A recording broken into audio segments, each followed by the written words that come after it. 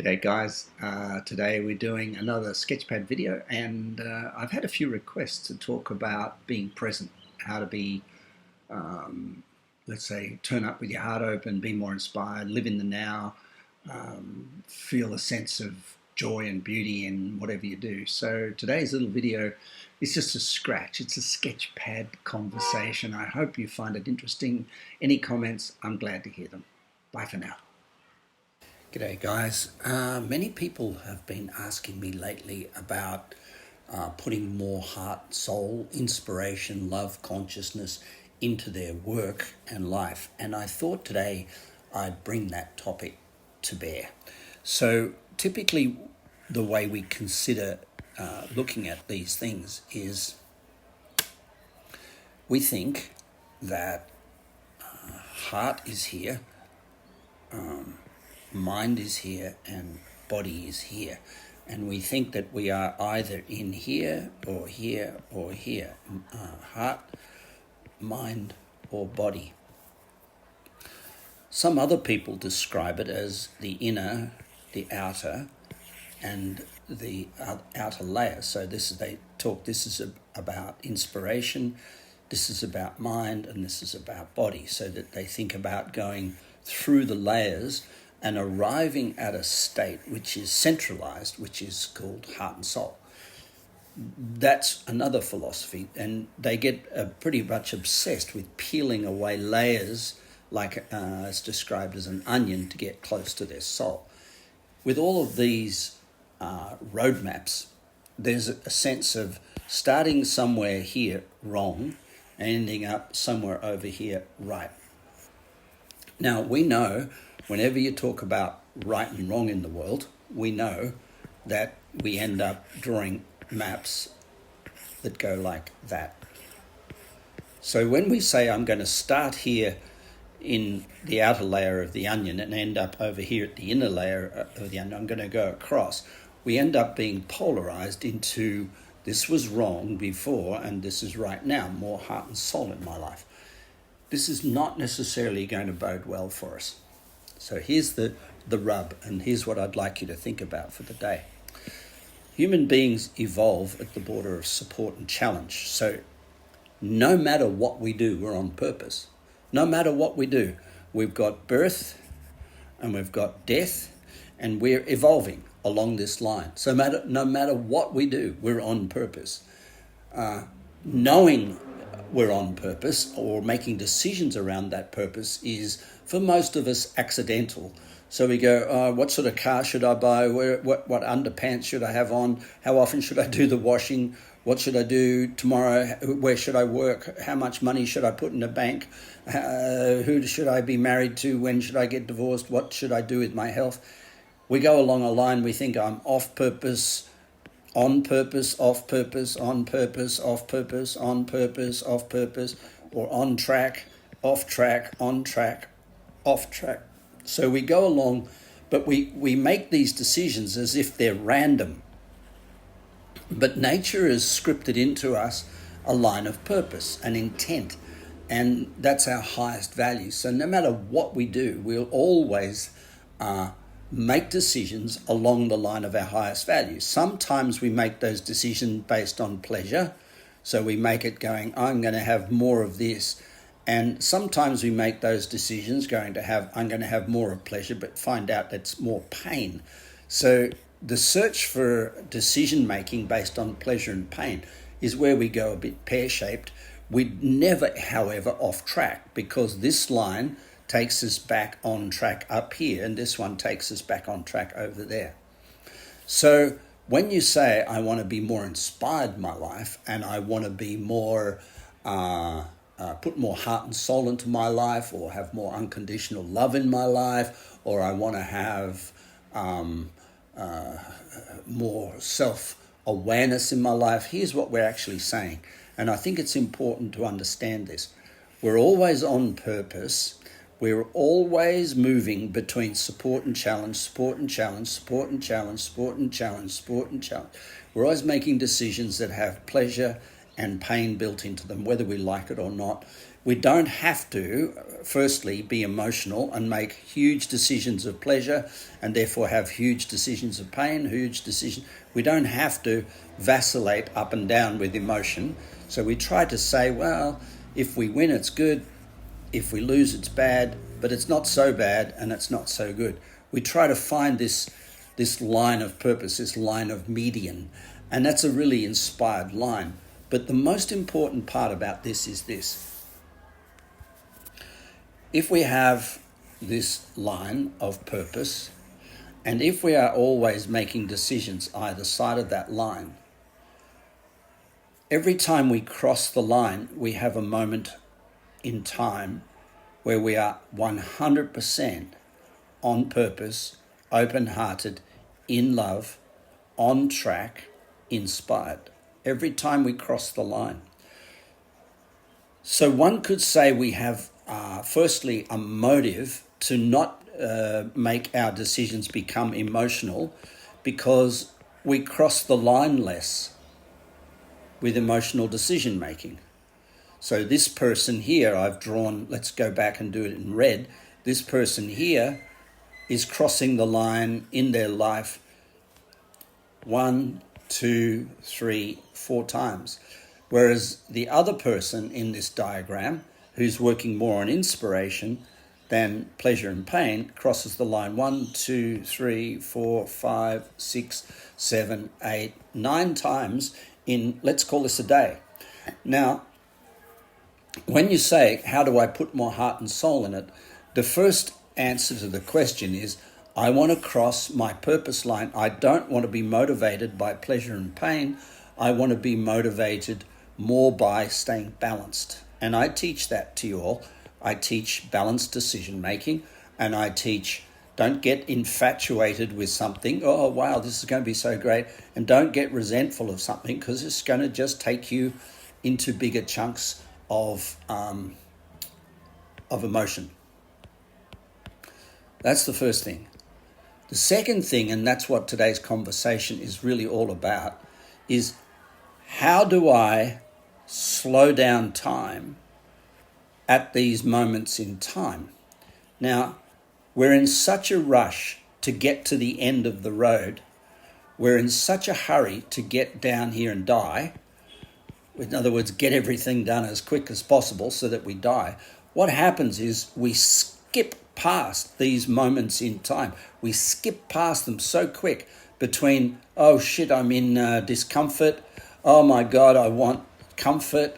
And we go woof, straight through these moments in time, which are what some people call living in the present, being in the now, turning up, living from your heart, being inspired, these moments. And what we want to do is we want to slow down time as we cross the line.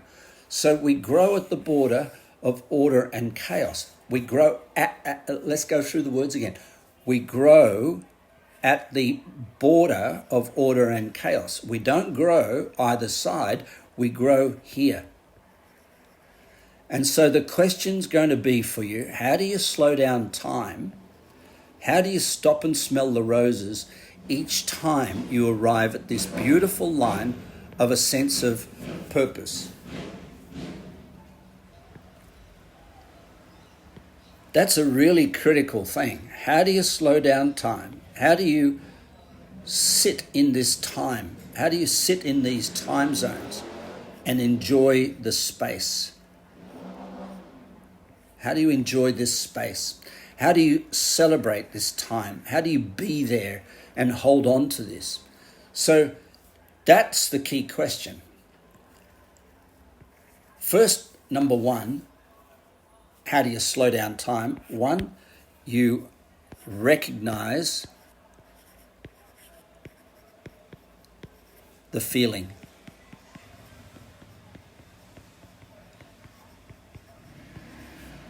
You recognize the feeling of being here, fully present, turning up. And when you turn up, you stop. So number two, you stop. You stop talking. You stop thinking. you stop talk, you stop wanting, etc., etc. So to stop means you celebrate that experience. Now, we're aware that time is going to be moving this curve along this line, and no choice, you're going to be in and out of presence. Going to be going in the future, in the past, into pleasure, into pain, into emotion, out of emotion.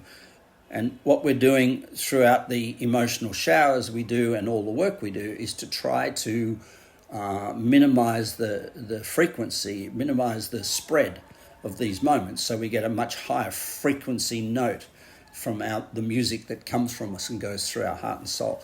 But most importantly is we want to be able to recognize when we arrive at these beautiful moments in time. Now, let me give you a couple for my own.